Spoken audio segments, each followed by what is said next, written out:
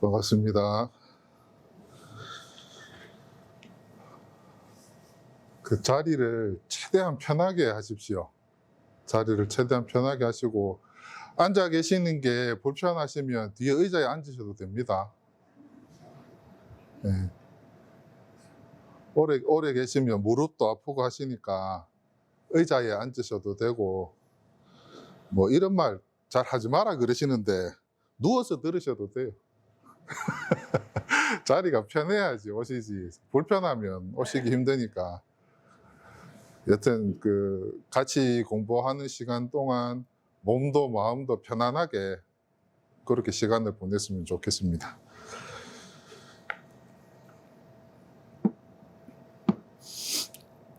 자, 지난번에 이어서 육조단경 본문을 좀 보겠습니다. 지난 시간에 어디까지 했냐 그러면, 깨달음에는 본래 나무가 없고 밝은 거울도 대가 아니다. 본래 한 물건도 없는데 어느 곳에 먼지가 붙겠는가라는 해능이, 예, 이 개송을 지어가지고 그 신수대사가 쓴 개송하고 이렇게 반대되는 의견으로 개송을 지은 것까지 지난 시간에 봤습니다. 자, 이제 책을 한번 보겠습니다.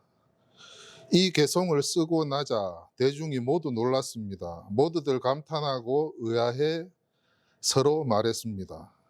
기이하구나. 역시 사람을 모습으로 판단하면 안 되겠구나. 우리가 얼마나 오랫동안 저 육신보살을 부려먹었던가.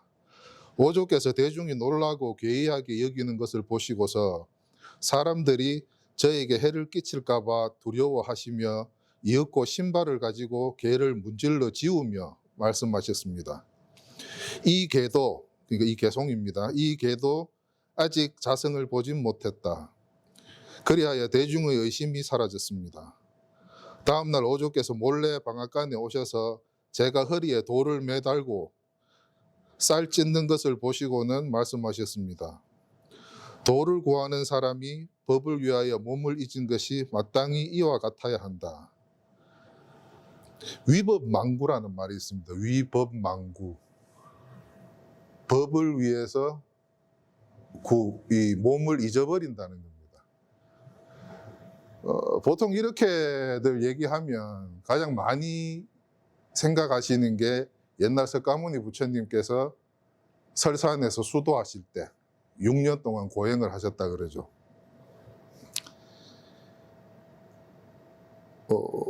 저도 그렇고 여기 계시는 우리 도반님들도 그렇고 가서 확인은 안 했지만 일단 기록에 그렇게 있으니까 역사적인 사실이라고 저희들이 받아들입니다.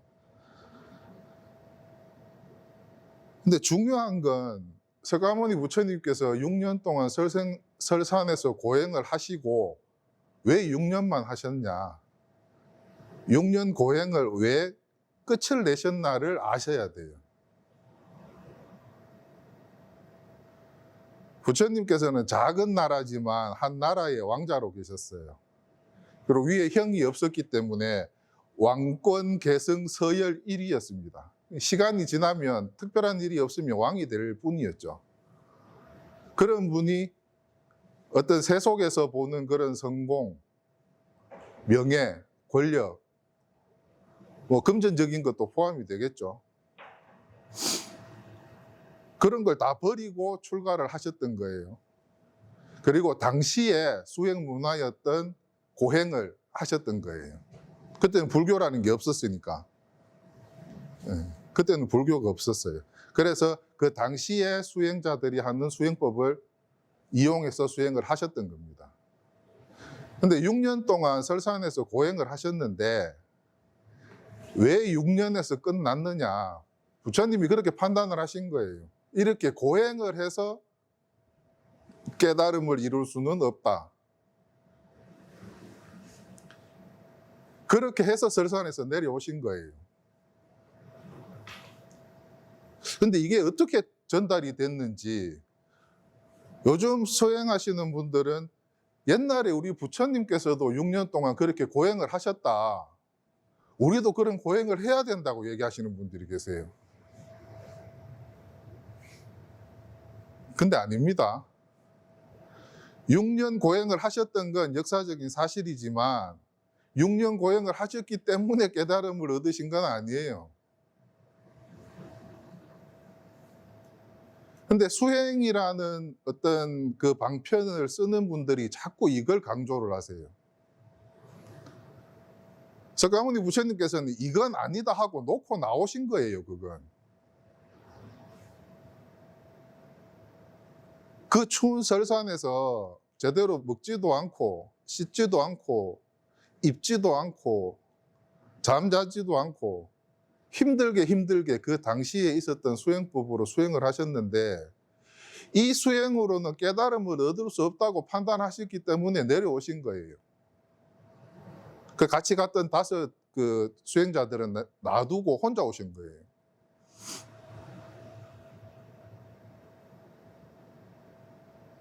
그 부분을 이렇게 놓치고 자꾸 어렵고 힘든 수행을 해야지만 깨달음을 얻을 수 있다고 이렇게 얘기하는 분들이 많은 정도가 아니고 그런 분들이 대부분이에요.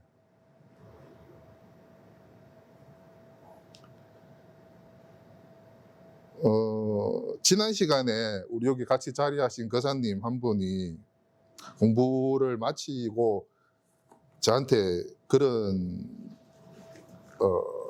질문을 하셨어요. 여러 가지 질문을 하셨는데 제가 그때 드린 말씀 중에 하나 생각나는 게 뭐냐 그러면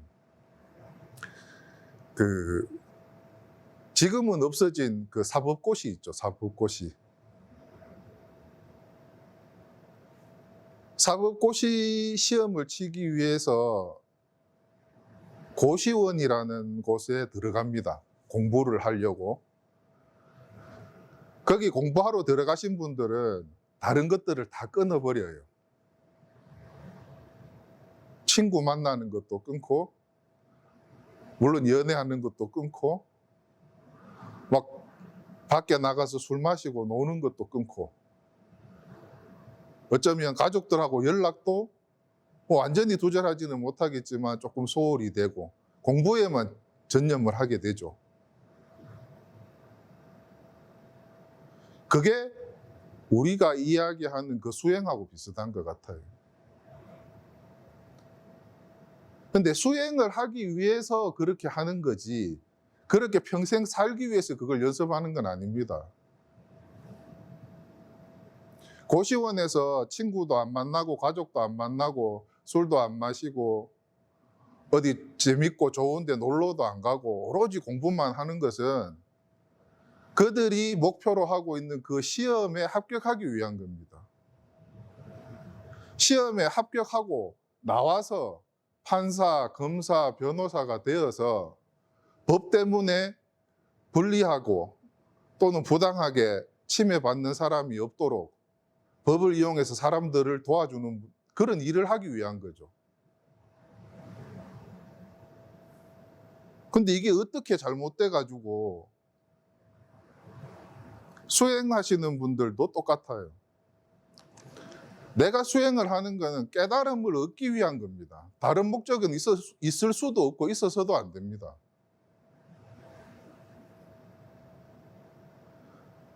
공부를 해서 내가 깨달음을 얻고 내가 견성을 한 다음에는 본인 혼자 자유로운 삶을 사셔도 돼요.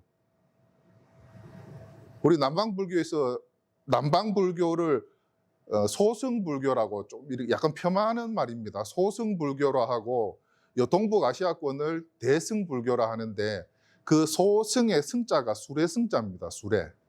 작은 수레라는 뜻이에요. 혼자만 앉아서 타고 갈 수 있는 수레. 그래서 그분들은 아라한이 되는 게 목적이고 목표입니다. 내가 깨달음을 얻으면 그뿐입니다. 근데 대승불교는 큰 수레죠. 나만 타는 게 아니고 나 외의 모든 중생들이 다 그 수레를 타고 갈 수 있기를 바라는 그런 마음으로 대승불교 운동이 일어났던 거예요. 자, 다시 돌아가서 말씀드리면 내가 깨달음을 구하는 건 상구보리 하화중생 들어보셨죠? 위로는 깨달음을 구하고 아래로는 중생을 교화한다, 이런 뜻입니다. 그게 목적인 거예요. 물론 깨달음을 얻는, 내가 아라한이 되는 첫 번째 목적이 먼저 성취가 돼야 되겠죠. 그 다음엔 보살의 마음을 내서 다른 사람을 제도하고 교화할 수 있어야 돼요. 그게 대승불교입니다.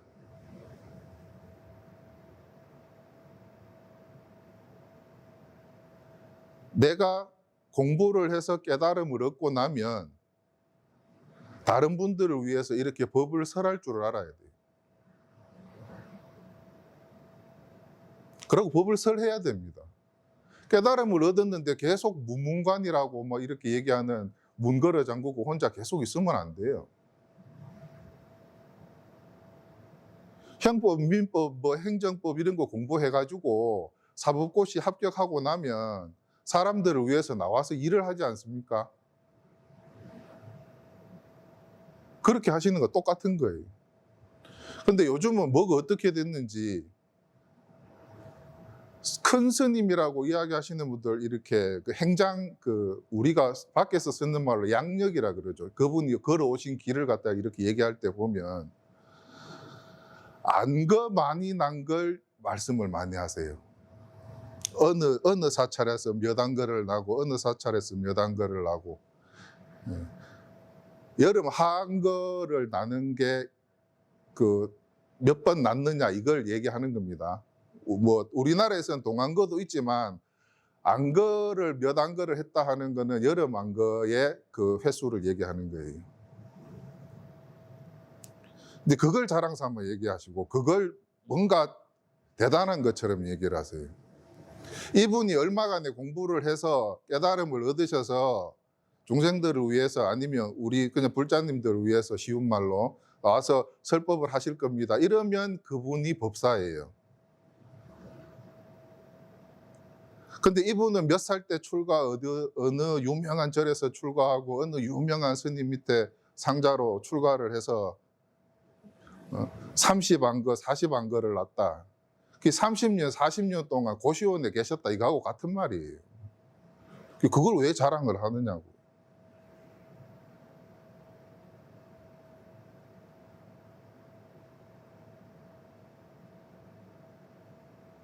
한 번 더 말씀드리는데, 불교는 수행의 종교가 아닙니다.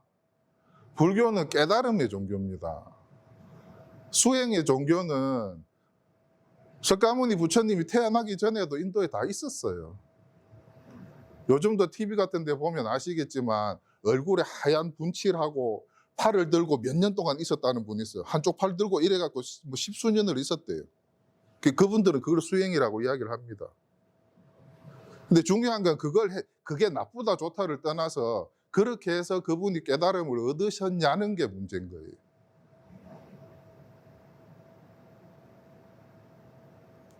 그분들도 당연히 그렇게 말씀하실 겁니다. 나는 수행자다. 무엇 때문에 수행하십니까? 깨달음을 얻기 위해서 수행을 한다. 인연이 안 닿으면 그게 10년이 될지 20년이 될지 그분들처럼 평생을 그렇게 하고 있을지 그건 아무도 알 수 없는 겁니다. 그래서 선지식을 찾아서 공부하라 그러고 좋은 도반들을 만나서 같이 공부하라고 하는 겁니다. 도반이 굉장히 중요합니다. 지난 시간에 무소의 뿔을 제가 말씀을 드렸던 것 같은데, 우리 지금 녹화되고 있는 영상에는 마이크가 그때 제대로 안 돼서 혹시라도 댁에서 한번 다시 보려고 하셨던 분은 제대로 못 보셨을 수도 있을 거예요. 그리고 이 영상을 이 시간 이후에 다른 어떤 매체를 통해서 보시는 분들도 그러셨을 거예요. 무소의 뿔처럼 혼자서 가라는 건 혼자 아지 피우고 고지 피우고 혼자서 독단적으로 뭔가를 하라는 게 아닙니다. 지난번 말씀드린 것처럼 모든 동물들은 뿔이 2개입니다. 2개. 둘이죠, 둘. 여기 하나, 여기 하나. 이렇게 뿔이 2개가 있습니다. 다 둘입니다. 근데 여기서 말하는 법은 둘이 아닙니다. 오로지 무소뿔만 요렇게 콧잔등에 요렇게 나 있는 무소만 하나 있었죠.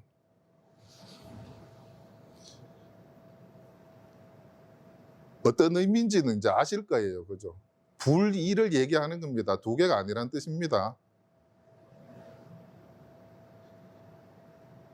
부처님 말씀은 굉장히 많습니다. 우리가 84,000 법문이라 하는 것처럼 굉장히 많은데 이걸 제대로 해석을 못하기 때문에 문제가 생기는 게 많습니다. 절대 무소의 뿔은 혼자 있으라는 게 아닙니다. 좋은 도반들이 옆에 계실 때 그 공부가 빨리빨리 진행이 될 겁니다. 혼자서 어디 저기 산속에다가 혼자서 거처를 정하고 혼자 공부하시는 분들은 이 공부가 참 요원합니다. 신문에 나는 게 그런 게 나죠.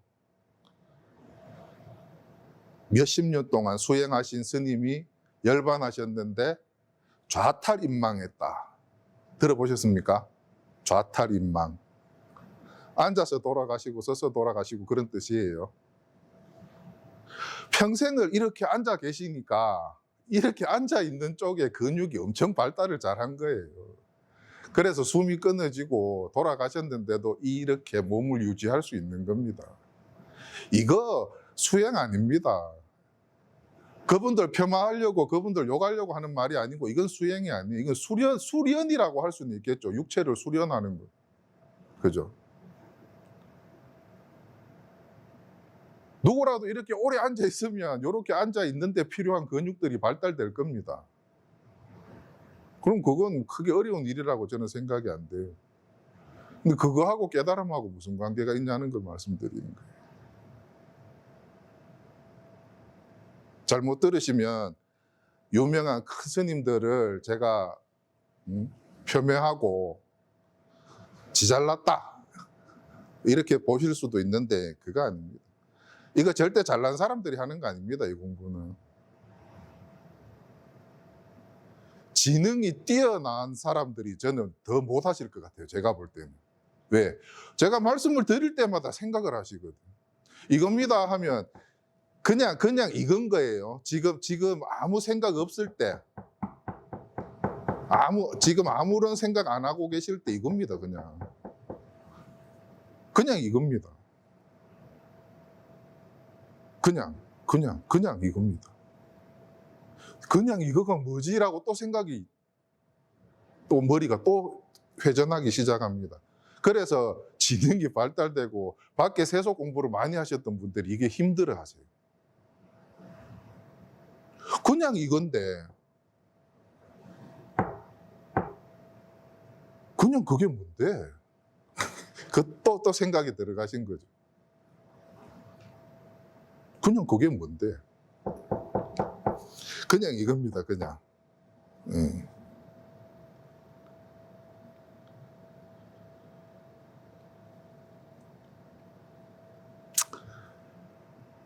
공부를 어렵다고 생각하지 마시라고 드리는 말씀이에요.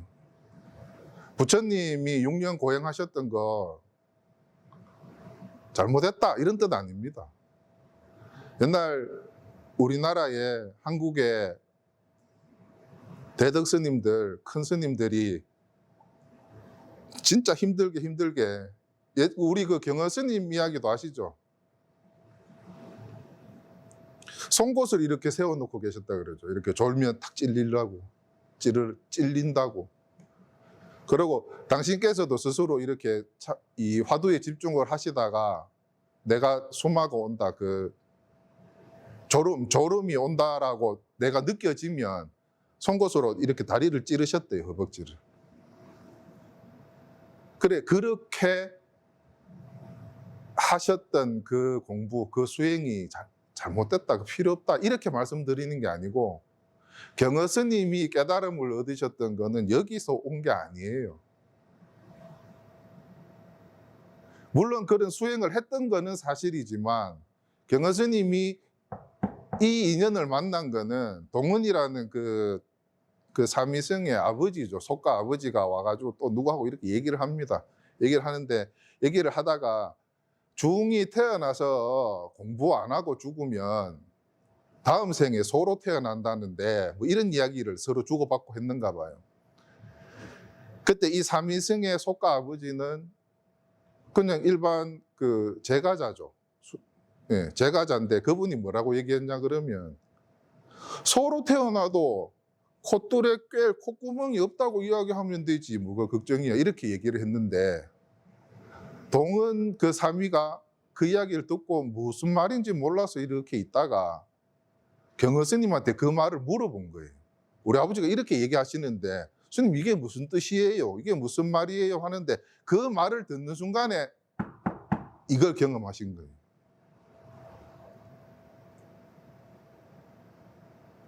혹자는 그렇게 얘기를 합니다. 송곳으로 찌르는 그런 고행이 없었으면 그 깨달음을 못 얻었을 거라고. 그런 것들이 바탕이 됐기 때문에 그 순간에 그 깨달음의 인연을 맞이했을 거라고 그렇게 이야기하시는 분들도 있습니다. 그리고 석가모니 부처님께서 6년 설산에서 6년 동안 고행을 하셨던 그런 밑바탕이 있기 때문에 내려와가지고 몸을 씻고 수자타라는 그 처녀가 주는 유미죽을 드시고 기운을 회복하고, 우리가 이야기하는 보리수다라는 나무 밑에 풀을 뜯어서 앉으실 자리를 마련한 다음에 앉았는데, 그런 것들이 다 바탕이 됐기 때문에 그게 온다. 그렇게 이야기하시죠. 그렇게 되면 인과법이죠. 이런 게 있었기 때문에 이게 온다. 인과법이죠. 그러면 이건 세간법입니다. 부처님께서 말씀하셨잖아요. 이 법이란 건 무위법이에요. 무위법. 함이 없는 법이에요. 유위는 어떤 걸 내가 한다는 겁니다. 어떤 걸 한다는 거예요. 근데 이 법은 하는 게 아니에요. 해서 얻을 수 있는 것도 아니고. 전등록이라는 책이 있습니다. 거기 뭐 지난번에도 한번 말씀드린 것 같은데, 선사들이 깨달음을 탁 마주하는 그 인연들을 1712가지 에피소드를 적어 놓은 책이라고 제가 지난번에 말씀을 드렸었죠. 그래서 그게 그런 공안들이 일반인이 그냥 눈으로 봐서 읽었을 때는 이게 무슨 말인지 안 오니까 이게 화두가 되는 거예요.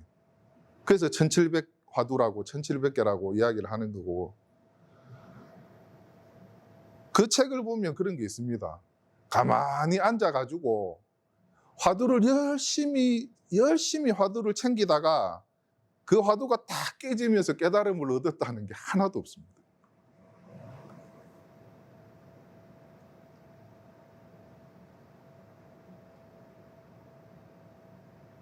화두를 챙기는 참선을 하다가 뭐 하루에 뭐 몇 시간씩 오래 하시잖아요. 하시다가 잠깐 뭐 해우소로 간다든지 나오는 길에 뭐 어떻게 하다가 뭘 보고 뭘 부딪히고 아니면 어떤 소리를 듣고 깨달음을 얻었다. 이런 이야기들이지, 화두를 내가 챙겨가지고 있다가 화두가 탁 타파되면서 깨달음을 얻었다라는 얘기는 없습니다. 그게 뭐냐 그러면, 자주 말씀드리는데 이 화두라는 것이 어떤 수단이 될 수는 있는데, 서울에서 부산 가는 버스를 또는 KTX 열차를 탈 수는 있잖아요. 그죠? 근데 그 버스나 열차 안 자리가 부산은 아니에요. 제가 예를 든 게 더 어려운 것 같아요. 그렇습니다. 절대 앞에 있는 사람이 다른 대덕 큰 스님들 욕하고 새파랗게 젊은 사람이 법상에 앉아가지고 저 잘났다고 하는 소리가 아니에요. 이건 제가 잘났다는 얘기가 아니고 누구나 다 할 수 있는 걸 너무 어렵게 돌아가시는 분들 때문에 드리는 말씀이에요.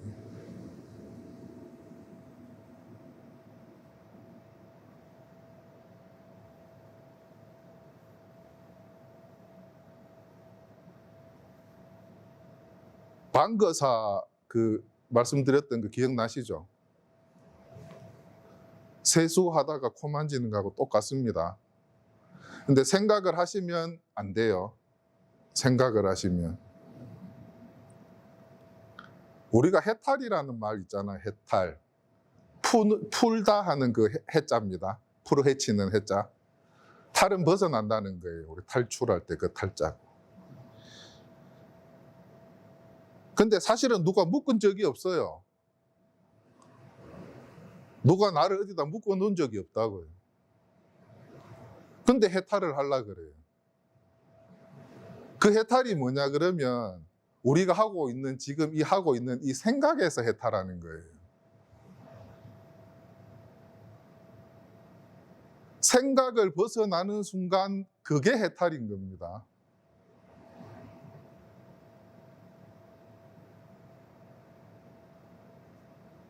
생각에서 벗어나는 게 해탈이라고? 이렇게 하고 계시겠죠, 지금. 그러면 안 됩니다. 예. 그리고 저에게 질문하셨습니다. 쌀이 익었느냐? 제가 말했습니다. 쌀이 익은 지는 오래되었지만 아직 채로 치지는 못했습니다.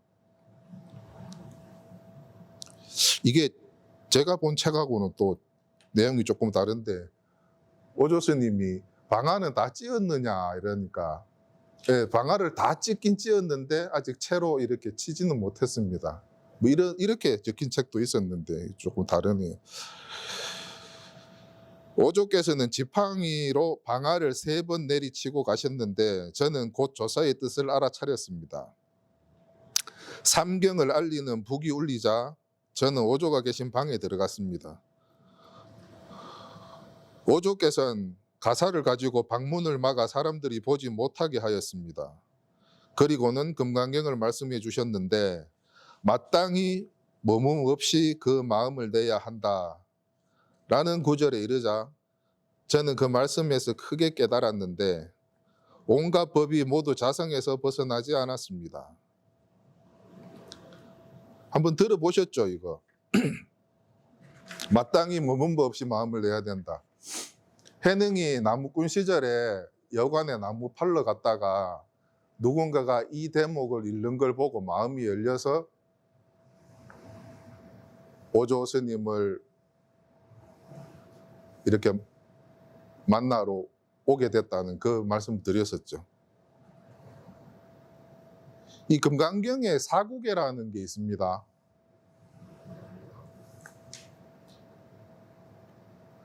네 개 구절로 된 개송이라는 뜻입니다.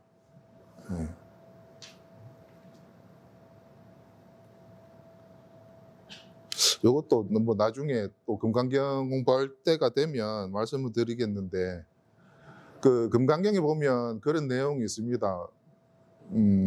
아주 많은 세상을 칠보로 뭐 이렇게 장엄하고 하는 것보다 금강경에 있는 사구계를 남한테 전해주는 게 더 수승한 일이다. 뭐 이런 내용의 금강경 내용이 있습니다. 그래서 금강경을 다 보고 다 이해하고 하기가 어렵다면은 금강경에 있는 그 사구계 개송들을 공부하시는 게 저는 좋을 것 같아요. 핵심이 거기 다 들어 있습니다. 물론 이와 같이 나는 들었다. 여기서 금강경이 끝났습니다 하는 그쪽하고는 차원은 다른 이야기고 우리가 생각을 해서 이해할 수 있는 그런 공부를 하시더라도 사구계 개송에는 그런 뜻들이 다 담겨 있습니다. 그래서 그 금강경을 공부하고 계시는 분들은 사구계에 좀 집중하시면 도움이 되실 것 같아요. 그리하여 오조께 여쭈었습니다. 자성이 본래 깨끗함을 어찌 기대했겠습니까? 자성이 본래 생멸하지 않음을 어찌 기대했겠습니까? 자성이 본래 모자람 없이 완전함을 어찌 기대했겠습니까? 자성이 본래 흔들리지 않음을 어찌 기대했겠습니까? 자성이 만법을 만들어낼 수 있음을 어찌 기대했겠습니까? 자성이 만법을 만들어낼 수 있음을 어찌 기대했겠습니까? 여기서 말하는 자성이 마음이고 만법을 만들어낸다는 게 우리가 알고 있는 일체 유심조를 이렇게 얘기하는 겁니다. 일체, 모든 것 전체를 유심조, 오로지 심조, 마음이 만든다. 일체 유심조라는 말을 하면 세속에서는 이렇게 얘기합니다. 모든 게 내 마음 먹기 나름이다. 내 마음 먹기에 달려있다. 이렇게 해석하시는 분들이 엄청 많아요. 그 마음하고 이 마음하고 다른 겁니다. 제가 매번 말씀드리지만 우리가 이야기하는 마음 공부한다 할 때 이 마음은 그런 마음이 아닙니다. 모든 것은 내 마음 먹기 나름이다. 그러면 내가 먹는 마음이죠.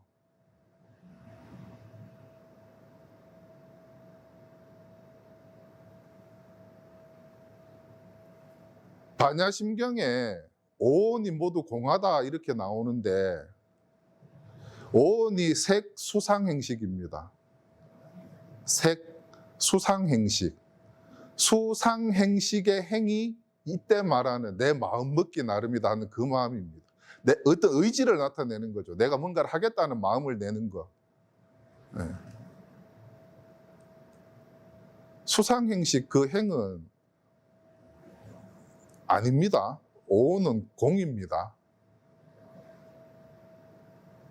물론 이 마음도 공입니다. 근데 거기서 얘기하는 그 마음하고 이 마음하고는 다른 겁니다. 내가 마음이 편안하다, 내가 마음이 불안하다 하는 그 마음은 이 마음이 아닙니다. 그건 허망한 마음이고 여기서 말하는 마음은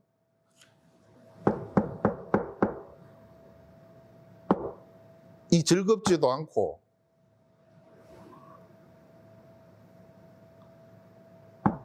행복하지도 않고 괴롭지도 않고 슬프지도 않고 여기에 슬픔이나 뭐 그런 게 있습니까? 없습니다. 여기에.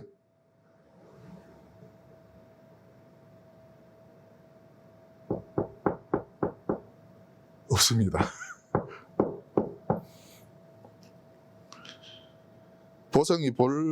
자성이 본래 깨끗함을 어찌 기대했겠습니까? 자, 여기도 자꾸 깨끗하다 뭐 이런 말이 나오는데 제 뒤에 부처님 세 분이 불상으로 이렇게 계시죠. 조성이 돼 있죠. 여기 가운데에 계시는 부처님이 어떻게 부르는지 아십니까?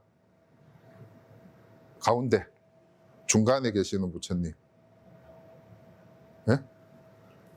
모르시는 분도 있고 아시는데 부끄러워서 입만 이렇게 움직이는 분도 계시고 그러시는. 네. 비로자나불 그러죠. 비로자나 부처님. 비로자나 부처님은 우리가 이야기하는 이 불성, 자성, 마음, 법, 뭐 또는 우리 세속 언어로 쓰면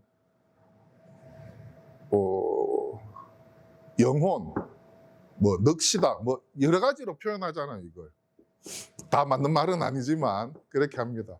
그 법이라는 자성이라는 불성이라는 게 뭔지를 모르니까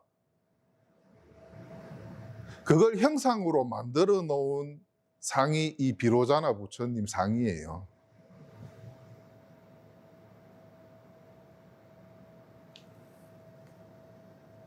이 법이라는 건 형태가 없습니다. 색깔도 없고 모양도 없습니다. 반야심경에 보면 이야기를 많이 하고 있습니다. 아무것도 없다고 얘기합니다. 이것도 없고 이것도 없고 이것도 없고 막 이렇게 얘기합니다. 그게 공 그대로입니다. 공이구나 해서 공이라는 걸 잡으면 안 됩니다. 공에 또 빠지시는 겁니다.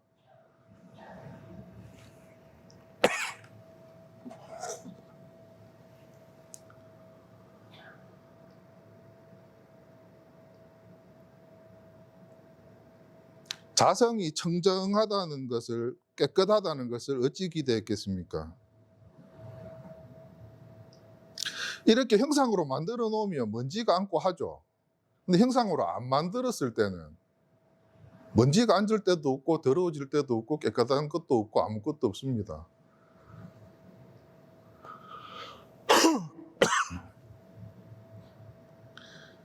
불교에서 법을 이야기할 때 깨끗하다, 청정하다라고 얘기하는 건 더러움에 반대되는 청정이 아닙니다. 더러워졌는데 이걸 깨끗하게 닦아서 청정해졌다, 깨끗해졌다, 맑아졌다 이렇게 하는 게 아니고 이 아이 자체, 이 자체가 형상이 없기 때문에 먼지 묻고 때 묻을 데가 없는 겁니다, 그냥. 신수가 쓴 개송하고 육조 그 해능이 쓴 개송 그 비교를 해서 지난 시간에 들어보셨잖아요, 그죠? 신수는 깨끗하게 계속 매일 쓸고 닦고 해야지 이 청정함을 계속 지속할 수 있다 이렇게 얘기를 했어요. 해능은 본래 무일물, 원래 한 물건도 없는데 어디 먼지가 않고 때가 생기냐고 그렇게 얘기를 했죠. 청정하다라고 얘기하니까 세간에서는 청정한 것과 이제 깨끗한 것과 더러운 것을 머릿속으로 구분해서 떠올려 버리는 거죠. 그래서 그렇게 된 거지 실제로 깨끗하다, 더럽다의 그 깨끗함은 아니에요.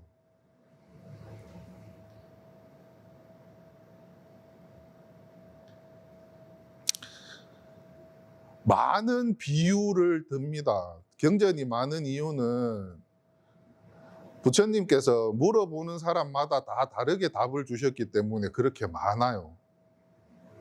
근데 사실은 하나밖에 없는 거예요. 근데 어린아이가 물었을 때 대답해 줄 수 있는 방법과 성인이 됐을 때 대답해 줄 수 있는 방법, 또 삶을 이렇게 어느 정도 살아오셔서 삶에 대한 어떤 지혜가 열린 어른들을 대하는 또 부처님의 법이 또 따로 있었겠죠. 그때 그 카스트 제도라고 아시죠? 어떤 귀족들이나 이런 사람들한테 법문할 때, 그리고 밑에 천한 계급에 있는 사람들한테 법문할 때 비유를 해서 말을 해야 되니까 다 달랐을 거예요. 그래서 그렇게 많은 대답들이 많은 거지 말하고자 하는 핵심은 하나밖에 없어요. 너무 많은 얘기를 해놓으니까 이걸 사람들이 해석을 하고 하면서 자꾸 이렇게 오류가 생기고 복잡해지니까 사람들이 불교 이렇게 얘기하면 나 불교 공부한다 이러면 그 어려운 걸 왜 어떻게 하냐고 이야기하세요. 어렵다고 이야기하세요. 우리 도반님들이 처음 이 불교를 공부하려고 했을 때 어렵다고 하셨을 때 제일 처음에 어려운 건 아마 한자였을 거예요. 한문이 너무 많은 거. 그리고 불교는 마음을 얘기하지 절대 몸이나 어떤 이 사물을 얘기하지 않습니다. 반야심경에 눈도 없고 코도 없고 입도 없고 이렇게 얘기하니까 와, 이거 불교 이거는 진짜 모르겠다 무슨 말인지. 여기 눈이 있는데 자꾸 눈이 없다 그러고 코가 있는데 코가 없다 그러고 이 몸을 얘기하는 게 아니에요. 반야심경에서 눈이 없다고 얘기하는 거는 우리가 생각하는 그 눈 있죠. 우리가 떠올리는 눈. 제가 이렇게 했을 때 이겁니다 하면 내가 내 눈을 통해서 스님이 손가락 든 걸 본다 이렇게 하잖아요. 거기에 있는 그 눈이 없다는 거예요. 이 눈은 있고. 더 어려워지나요?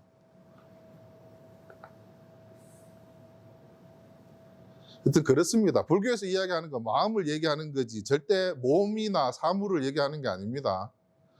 나 눈 있는데 자꾸 눈 없다 하니까 이제 불교 안 믿을래 이렇게 하시면 안 돼요.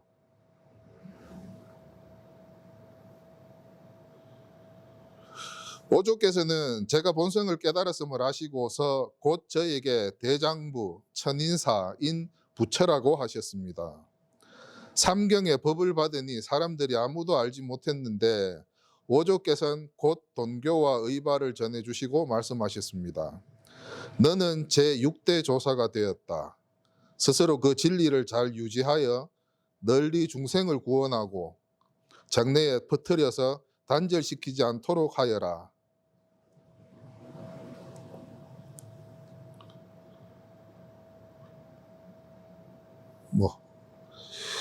중생이 찾아와 깨달음의 씨앗을 뿌리니 씨앗 뿌린 곳에서 깨달은 자가 다시 나온다. 중생심이 없으면 깨달음이 씨앗도 없고 불성이 없으면 깨달음이 나오지도 않는다.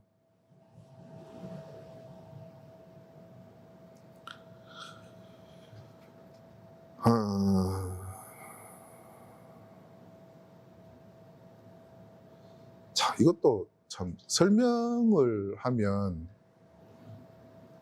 책에 있는 대로 설명을 드릴 수는 있는데 이게 이 우리 마음 공부에는 크게 도움이 될 것 같지는 않습니다. 오조께서 다시 말씀하셨습니다. 옛날에 달마대사께서 처음 이 땅에 오시자 사람들이 아직 그를 믿지 않았다. 그 까닭에 이 옷을 전하여 믿음의 바탕으로 삼아 대대로 이어가도록 하였다. 법이라면 마음에서 마음으로 전하여 모두가 스스로 깨닫고 스스로 알도록 하셨다. 옛날부터 부처와 부처가 오로지 본바탕만을 전하셨고 조사와 조사가 비밀리에 본래 마음을 전해주셨다. 옷은 싸움의 실마리가 되니 너에게서 멈추고 더 이상 전하지 마라. 만약 이 옷을 전한다면 목숨이 늘어진 실과 같을 것이다. 너는 빨리 가거라. 사람들이 너를 해칠까 두렵다.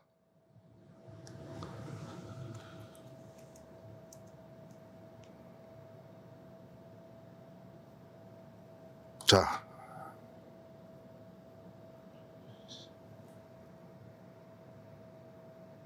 사실은 달마대사가 중국 오시기 전에 달마대사도 중국에서는 이 선에서 28대 조사입니다. 그러면 27번의 전해짐이 있었다는 거죠. 부처님에서 가섭존자에서 안한. 그래서 제가 다 외우지는 못하는데 그렇게 해서 28번째 조사가 달마대사였습니다.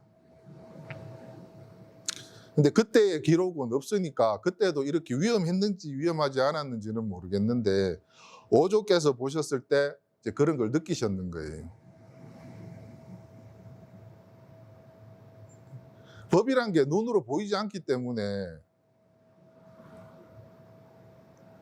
여름에 바닷가에 이렇게 갔는데 아주 건장한 몸을 가지고 있는 남성이라든지 군살이 하나도 없이 이렇게 날씬한 여성이 있다 그러면 우리는 알 수 있습니다. 아, 저분이 운동을 많이 했구나.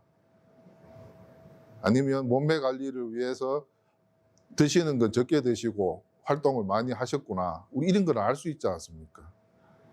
근데 법은 저분이 법을 가지고 있는지 아니면 저분이 깨달음을 깨쳤는지 안 깨쳤는지 내가 같은 경지가 되지 않고는 알 수가 없어요.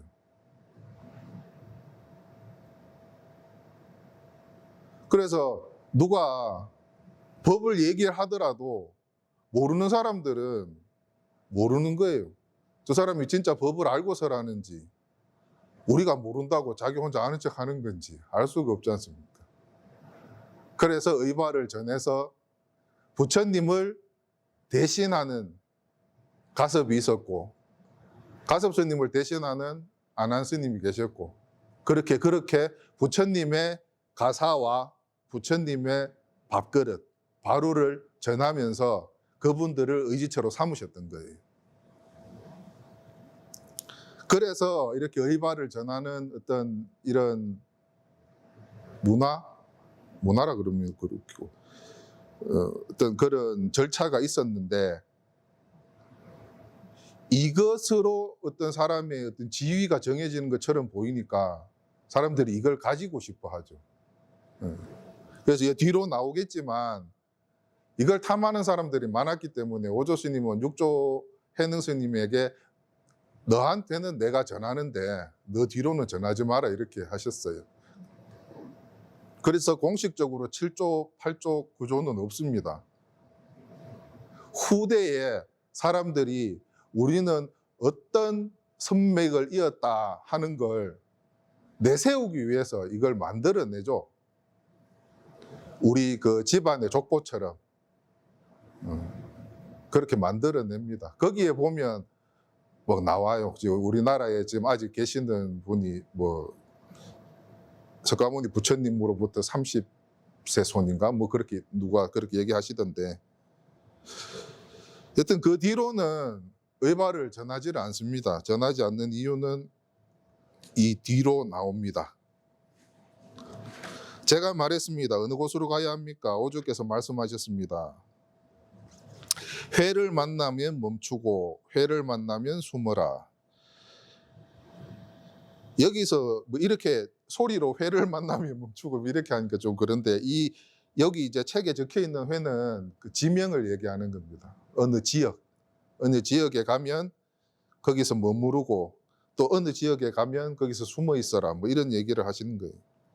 저는 삼경의 의발을 바꿔서 말했습니다. 이 삼경이라는 말이 자주 나오는데 이거 부수적인 건 제가 말씀 안 드리려고 했는데 삼경이라는 말이 자주 나옵니다. 이런 이 경전이나 어록에 보면 자주 나오는데, 지금은 하루를 24시간으로 나누죠.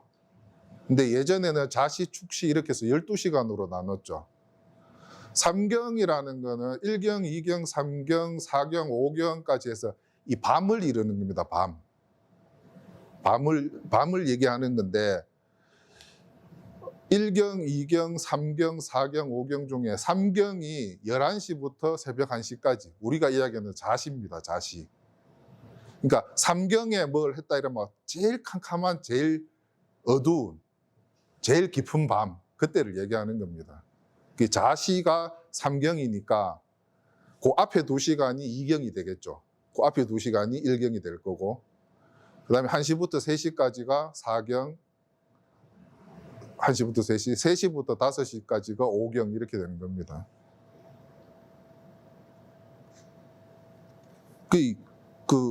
뭐 우리나라에 와서도 이런 말을 많이 쓰셨어요. 어느 스님이었죠?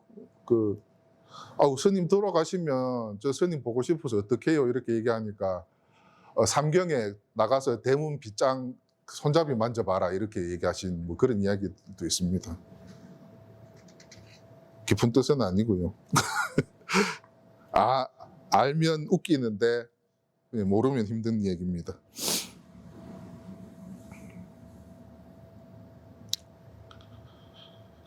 저는 본래 남중국 사람으로 오래 살아서 이곳의 산길은 알지 못합니다. 어떻게 강어기로 나갈 수 있습니까? 오조께서 말씀하셨습니다. 너는 걱정할 필요가 없다. 내가 너를 전송하겠다. 오조께서 전송해 주셔서 구강역 가에 곧장 이르니 한 척의 배가 있었습니다. 오조께서 저에게 배에 오르라고 하시고는 직접 노를 붙잡고서 손수 저으셨습니다. 제가 말했습니다. 스님께서는 앉으십시오. 제가 노를 저어야 합니다. 오조께서 말씀하셨습니다. 내가 너를 건네주어야 한다. 제가 말했습니다. 어리석을 때는 스승께서 건네주어야 하지만 이미 깨달았으니 스스로 건너야 합니다. 건넌다는 말은 비록 하나이나 그 쓰이는 곳은 다릅니다. 저는 변방에서 태어나고 자라서 말이 표준어는 아니지만 스승의 도움으로 법을 받았습니다. 지금 이미 깨달음을 얻었으니 다만 스스로의 본성으로 스스로 건너야 합니다.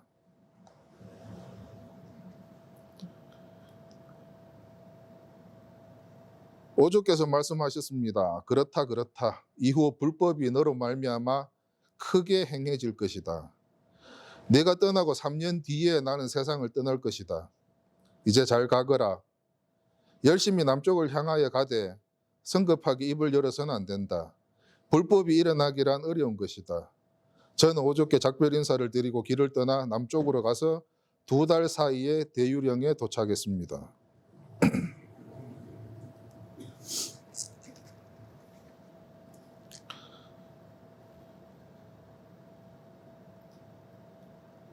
두 달 만에 대유령에 도착했다고 그러는데, 지난번에 제가 말씀 못 드렸던 산 이름이 여기예요. 대유령이라는 큰 산이 있는데 그 산 남쪽을 영남이라고 했었습니다. 아까 말씀하셨던, 저는 원래 남중국 사람으로서 이렇게 얘기할 때도 대유령보다 남쪽에 있는 지방에 살았다는 이제 그 얘기를 하시는 겁니다. 저의 뒤를 수백 명이 쫓아오며 옷과 바루를 빼앗고자 하였습니다. 그 가운데 한 스님이 속성은 진이요 이름이 해명이었는데 스님이 되기 전에 사품 장군이었습니다.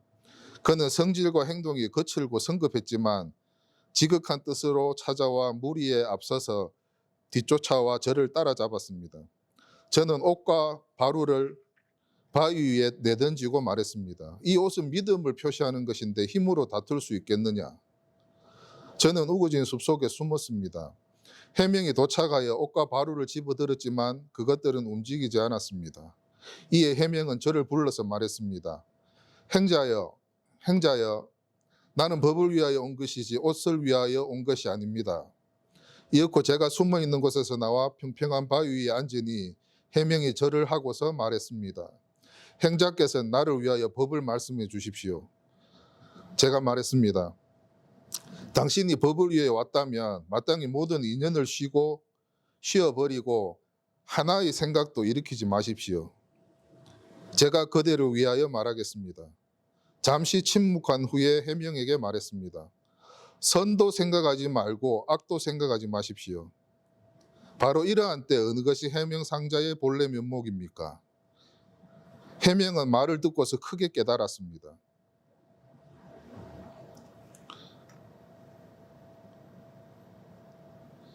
해명은 여기서 나오는 것처럼 행자였습니다. 아직 머리를 깎고 스님이 된 신분이 아닙니다. 그래서 신분과 상관없이 법은 누구나 깨칠 수가 있는 겁니다.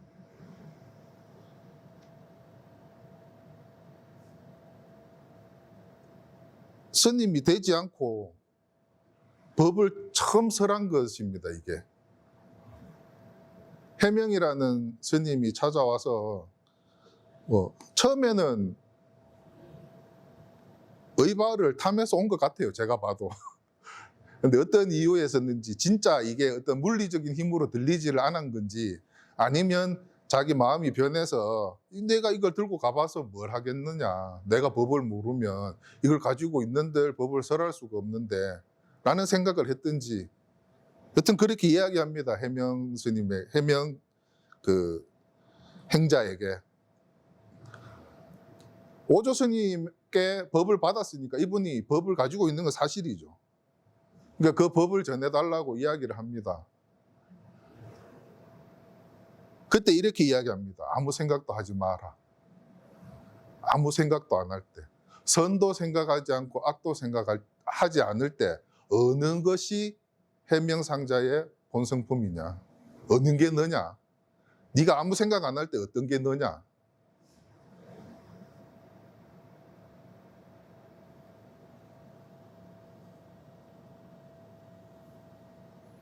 해명은 그 말을 듣고 크게 깨달았대요. 물론 오조홍인 스님 문화에서 오랫동안 공부를 했기 때문에 어느 정도 시절 인연이 오고 있었던 것 같아요. 줄탁동시라는 말이 있습니다. 줄탁동시. 계란 안에 있던 병아리가 나오려고 할 때쯤에 병아리는 안에서 밖으로 나오려고 그 작은 부리로 알껍질을 툭툭툭툭 두드리고 있고 그걸 알고 어미가 도와주려고 밖에서 또 알껍질을 톡톡톡톡 쪼아서 이제 병아리가 나올 수 있죠. 이걸 줄탁동시라고 이야기하는데 병아리가 나올 준비가 안 됐을 때 어미가 먼저 쪼아버리면 이 그냥 못 쓰는 계란이 돼버리죠. 계란 깨진 계란입니다, 그냥. 그리고 병아리가 다 돼서 나오려고 하는데 힘이 붙여서 못 나오고 있는데 어미 닭이 안 도와주면 또 나오다가 죽을 수도 있고 제대로 알을 깨고 나오지를 못합니다. 이 시절 인연이라는 어떤 시간적인 인연이 맞아야 된다는 건데 그랬을 것 같습니다. 이 해명이라는 분이 오조 문화에서 공부를 해왔던 분이기 때문에 이 순간에 이 말 한마디에 깨칠 수 있었을 것 같아요. 자, 다시 보겠습니다. 선도 생각하지 않고 악도 생각하지 마십시오. 이거는 선하고 악을 얘기하는 게 아닙니다. 예. 이것과 저것, 대치되는 것, 있음과 없음, 깨끗함과 더러움, 이런 걸 생각하지 말라는 겁니다. 이런 걸 생각하지 않을 때 해명상자의 본래 면목이 무엇이냐. 우리 본래 면목이라는 말도 자주 씁니다. 같은 겁니다. 해명상자의 본래 면목이 무엇입니까? 해명상자의 마음이 무엇입니까? 해명상자의 자성이 무엇입니까? 해명상자의 불성이 무엇입니까? 이렇게 묻는 겁니다.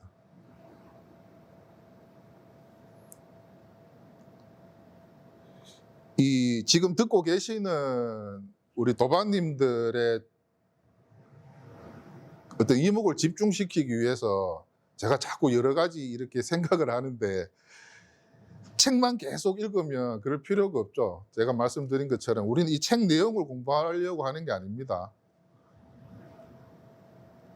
선도 생각하지 않고 악도 생각하지 마십시오. 이게 우리 마음이 일어나기 전을 이야기하는 겁니다. 마음이 일어나기 전.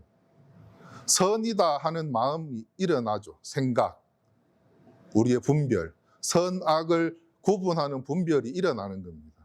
이게 일어나기 전의 자리를 말하고 싶은 거예요. 혹시 여기 계시는 분 중에 불교도가 아닌 분도 계십니까? 불교인이 아닌 분?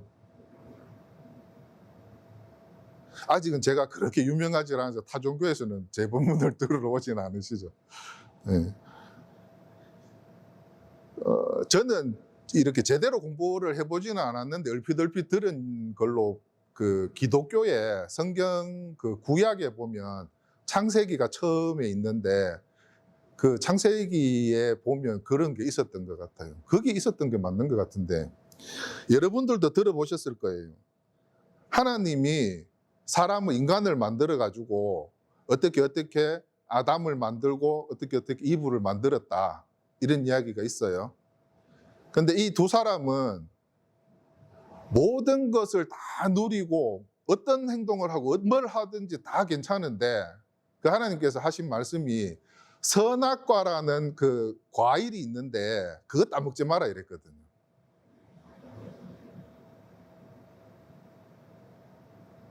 들어보셨어요? 선악과. 따먹지 말라고 하는데 이 뱀이 나타나 가지고 그 하와라 그러는 우리가 이야기하는 이브를 꼬시고 이브가 그 사과가 아니고 선악과라는 그 과실을 따가지고 아담하고 둘이 나눠 먹습니다. 그걸 먹은 직후에 부끄러움이 생겼대요. 그때는 남자 여자였지만 옷도 안 입고 그냥 막 빨가벗고 이렇게 다녔거든요. 그러다가 갑자기 부끄러움이 생겼대요.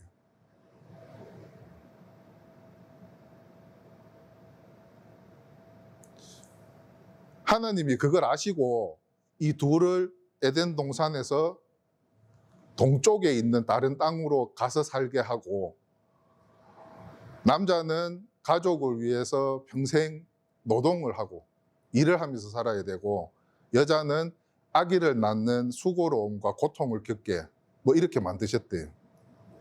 이 정확한 그 워딩은 아닌데 제가 얼핏 본 그 성경에 있는 이야기입니다. 기독교에서 이야기하는 하나님은 제가 볼 때 우리가 불교에서 이야기하는 이거예요. 근데 이걸 자꾸 하면 어려우니까 기독교에서는 하나님이라는 어떤 우리 비로자나 부처님 같은 상을 만든 것 같아요. 선과 악을 구분할 수 있는 그 과일을 먹음으로 인해서 분별이 생기기 시작했어요. 그전에는 아무런 분별이 없었어요. 불교도 똑같습니다. 우리가 분별함으로 인해서 모든 게 생겨납니다. 분별 전에는 아무것도 없어요. 왜 스님 아무것도 없어요? 이거 다 있는데. 이거 있지. 이것도 있고, 이것도 있고, 이것도 있고, 이것도 있고, 마이크도 있고, 다 있어요. 제가 아까 말씀드린 것처럼 이런 사물이 없다는 게 아닙니다. 요렇게 생긴 요거는 있어요. 요것도 있어요. 요령이다, 이거는 없어요.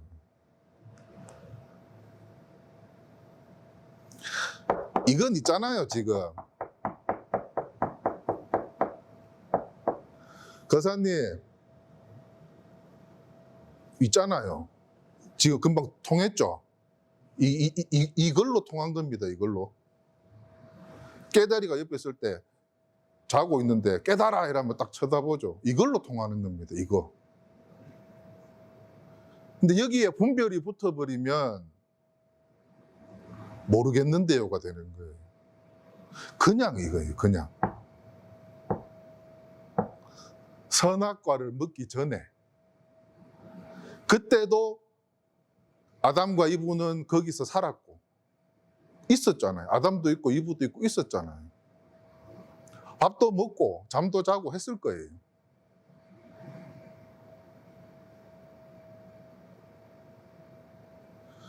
선악과를 딱 먹는 순간에 분별이 생겼어요. 선이 뭔지 악이 뭔지. 이건 선이다, 이건 악이다. 자기들이 구분을 해버린 거예요. 하나님이 그냥 살아라 했는데 지들이 판단하기 시작한 거예요. 비로자나 부처님이 말씀하셨어요. 이겁니다. 제가 하는 거지만 이게 법이라는 거예요. 이겁니다. 근데 여기에 분별이 들어간단 말이에요. 왼손으로 두드리는 게 아니고 오른손으로 두드리는 거구나. 요령을 치는 게 아니고 탁자를 치는 거구나. 이렇게 분별이 들어가는 거예요. 이게 어느 정도 이해가 되면 제일 많이 듣는 질문이 그러면 아무 생각하지 말고 멍청하게 살을까요? 이래요. 그거 아니라 그랬잖아요. 견성을 하기 위해서 지금 말씀드리는 거지 평생을 바보로 살아라는 게, 생각 없이 살아라는 게 아니에요. 네. 어려운 시험에 합격하기 위해서 고시원에 들어가서 친구도 만나지 말고 술도 먹지 말고 하라는 거지, 평생을 친구 만나지 말고 혼자 어디 쪽방 같은 데 앉아가지고, 그걸 뭐라 그러죠? 일본에서 이야기하는 히키코모리, 어디 틀에 박혀서 아무도 만나지도 안 하고 그렇게 사는 애들 있죠. 요즘에 그런 애들 많다 그러대요. 컴퓨터로 게임만 하고 친구를 안 사귄대요. 밖에 나오지를 않는데. 은둔 외톨이. 네. 그렇게 평생을 그렇게 살라는 얘기가 아니에요. 사법시험 공부 시험 칠 때까지만 그렇게 하라는 거지. 제가 생각하지 말고 이겁니다 이렇게 하는 거는 바보로 살아라는 뜻이 아니고, 요렇게 할 때 이게 가까워지기 때문에 이렇게 해보시라는 거지, 왜 바보로 살아요? 그러면 안 되죠. 분별하지 마세요. 공부를 하기 위해서 공부하는 방법입니다. 분별하지 말라는 거는. 식당에 가서 짜장면 드실래요? 짬뽕 드실래요? 하는데 이겁니다 이러고 있으면 안 돼요. 바보지. 그러면은 내가 먹고 싶은 걸 주문해야 되죠.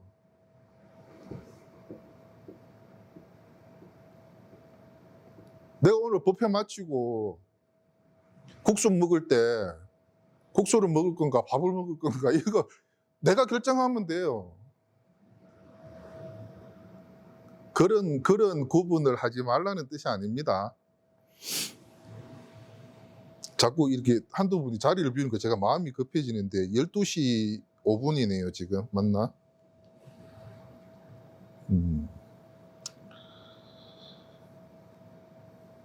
우리 뷔페 시작한 것도 지금 이제 1시간 5분이 된 것 같아요. 11시쯤 시작이 된 것 같은데, 혹시 지금 이 이야기를 듣는 중에 뭔가 궁금한 게 이렇게 딱 생기는 분은 안 계세요?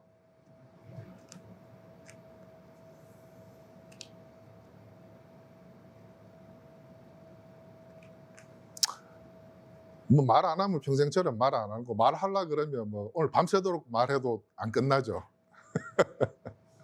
예, 그렇습니다. 이게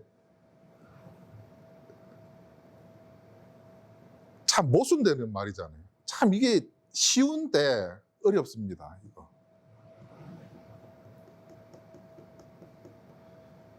분명히 여기 있는 건데, 보살님, 이렇게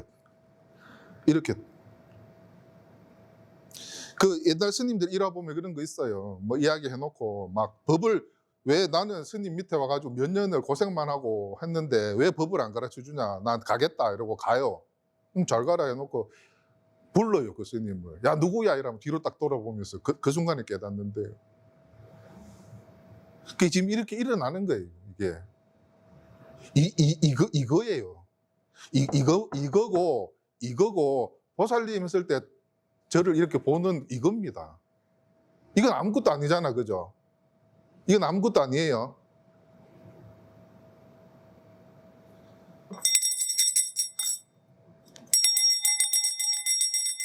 들리시죠? 이겁니다. 이건 아무것도 아니잖아요. 내가 노력을 해야 듣는 거 아니잖아요, 그죠? 이거 20년 수행해야지만 느끼겠습니까? 다 들리시잖아요. 근데 이겁니다 할 때 그냥 이걸로 끝이 나야 되는데, 그래서 그게 뭔데? 이랬더니 또 가시는 거예요. 그냥 이거라니까, 그냥.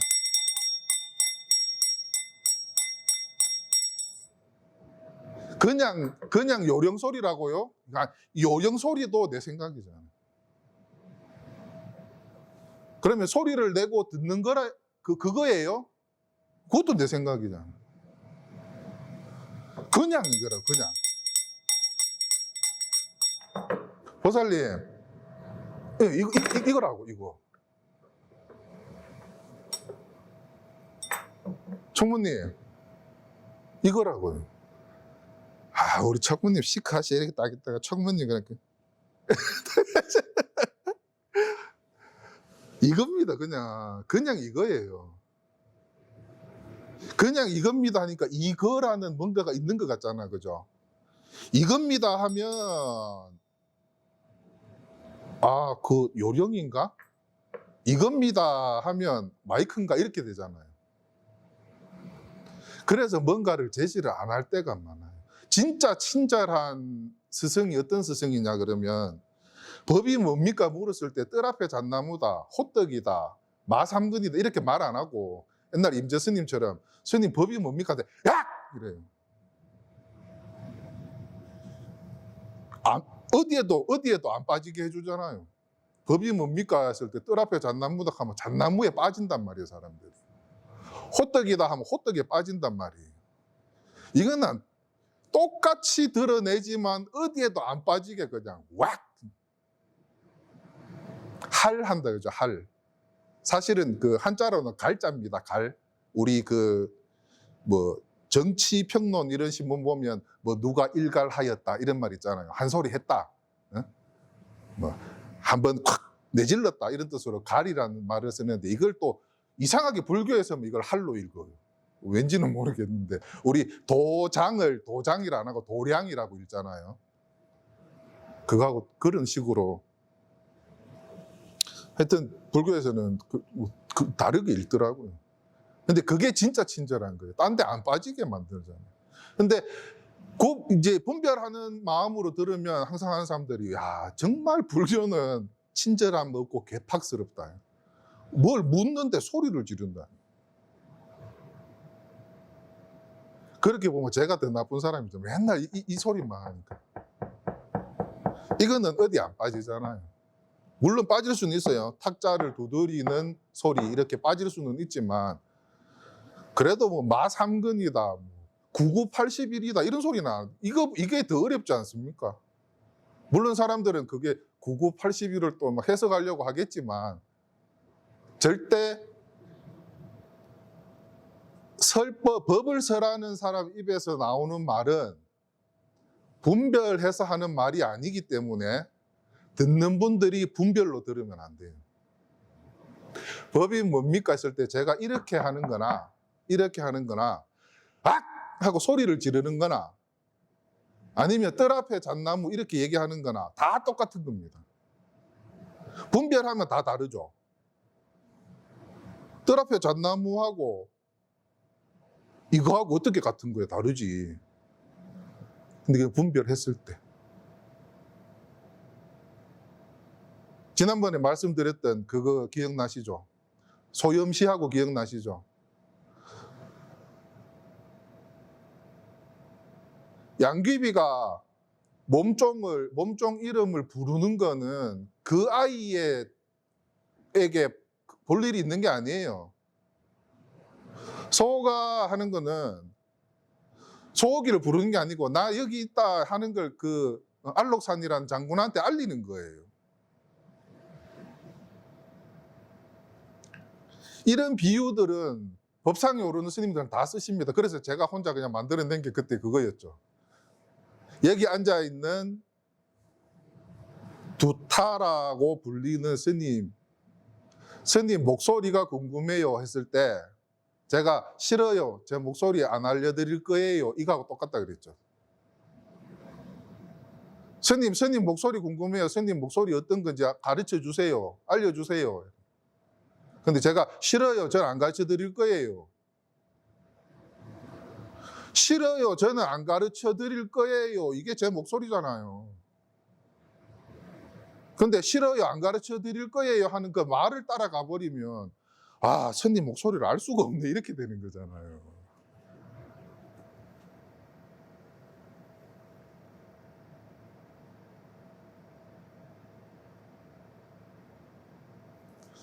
제 목소리 안 가르쳐 드릴 거예요.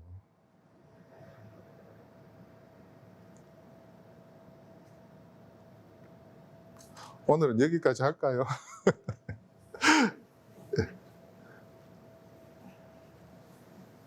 그냥 죽비 삼성에 끝내도록 할게요. 예.